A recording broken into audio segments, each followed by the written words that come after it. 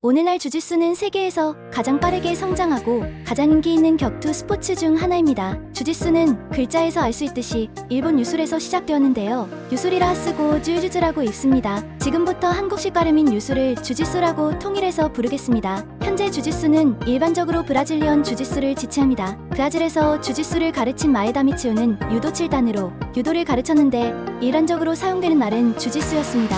그럼 주짓수의 뜻은 무엇일까요? 한자를 그대로 해석하면 유연한 기술 정도로 해석되는데 전쟁터에서 무기가 없을 때나 갑옷을 입은 상대를 제압하기 위한 기술로 유도의 기본 정신으로 볼 때 약한 것이 강한 것을 이길 수 있는 기술 또는 상대의 강한 힘을 이용하여 제압하는 기술로 이해하는 것이 맞을 것입니다. 주짓수를 맨손 전투 기술로 알기 쉽지만 초기 주짓수는 검술을 보완하기 위한 무자비한 기술로 적을 불구로 만들거나 죽이기 위해 칼과 창 같은 무기도 사용하였고 손과 발을 사용하는 타격술도 있었습니다. 주짓수와 비슷한 무술들은 다른 나라에서도 오래전부터 존재했는데요. 예를 들면 한국의 택견, 중국의 우슈, 말레이시아의 실랏, 태국의 무에타이, 인도의 쿠시티, 몽골의 부으, 유럽의 레슬링, 프랑스의 사바트 등 이런 전통 무술에도 던지기, 조르기, 꺾기와 같은 기술들이 있습니다. 그런데 일본의 근거리 전투 특성상 백병전에 특화된 무술이 필요하였고 그 기원은 700년대까지 거슬러 올라가지만 주로 1300년대부터 1500년대에 발전한 것으로 여겨집니다.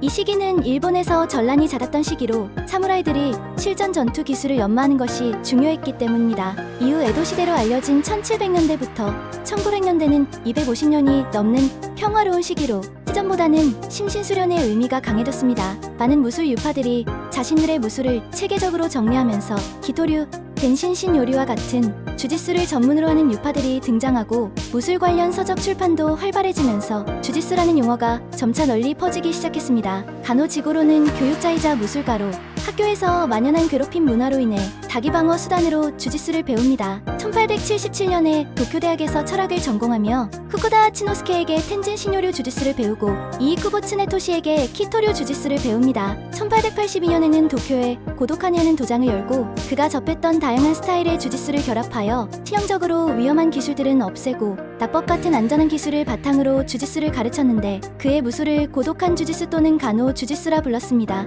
이후 예절을 중요시하는 철학과 교육적인 목적을 강조하여 고도칸에서 가르치는 무술의 공식 명칭을 유도로 통일합니다. 유도와 주짓수가 완전히 분리되지 않은 과도기적인 성격도 가지고 있었습니다. 유도는 특히 교육기관과 경찰기관에서 인기였으며 이후 학교의 체육 프로그램으로 자리 잡습니다. 고도칸은 1882년 12명의 학생으로 시작하여 현재는 전 세계 유도단체들의 총본산 역할을 하고 있습니다. 유도를 전 세계적으로 홍보하려는 노력과 외국에서 활동하는 그의 제자들의 활동 덕분에 1964년에는 도쿄올림픽 공식 종목이 되고 매치기 기술을 중심으로 스포츠적인 요소를 강화하여 지금까지 대중스포츠로 인정받고 있습니다. 브라질에서 그레이시 가문의 주짓수를 전수한 마에다 미치오는 고도칸의 사촌왕 중 한 명인 사코지로 요코야마 밑에서 수련한 고수로 세계 각지를 순회하며 유도를 가르치고 격투 시합에 참가하며 콘테코마라는 별명으로 불렸습니다. 그 뜻은 어려운 대작, 이기기 힘든 귀족으로 해석되는데 뛰어난 실력과 존경심을 표현한 별명인 것 같습니다.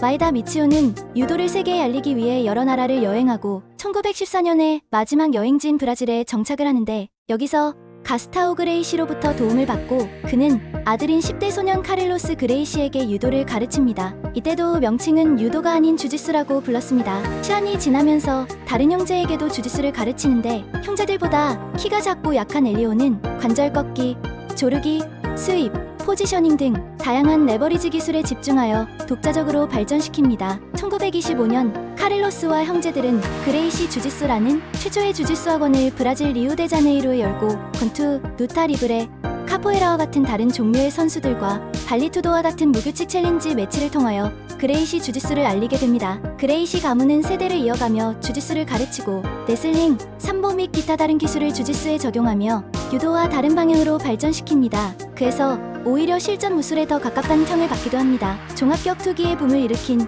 UFC 초창기에는 체협이 없는 무규칙 룰로 무자비한 토너먼트였는데 여기서 로이스 그레이시가 첫 경기인 UFC1에서 우승을 하고 이후로도 UFC2, UFC4에서 우승을 하면서 강한 인상을 남깁니다. 그리고 또 다른 MMA 무대인 일본의 프라이드 파이팅 챔피언십에서도 힉슨 그레이시는 11승 무패의 기록으로 은퇴를 합니다. 전 세계적인 종합격투기의 인기와 더불어 그레이시 주짓수는 브라질 주짓수로 불리기 시작되며 2002년에 IBJJF를 설립하고 전 세계로 빠르게 퍼집니다. 주짓수는 더 크고 강한 상대를 이길 수 있다는 강한 인상을 주어 종합격투기 선수들이 배워야 할 필수 코스가 되었습니다. 국내에는 1999년 존 마크 프랭클이 연세대학교를 다닐 때 주짓수 동아리를 만들면서 시작되었는데요. 외국에서 들어온 무술로서 이처럼 빠르게 대중화된 경우는 찾아보기 어렵다고 합니다. 얼마나 발전할지 궁금합니다. 여러분들은 어떻게 생각하시나요?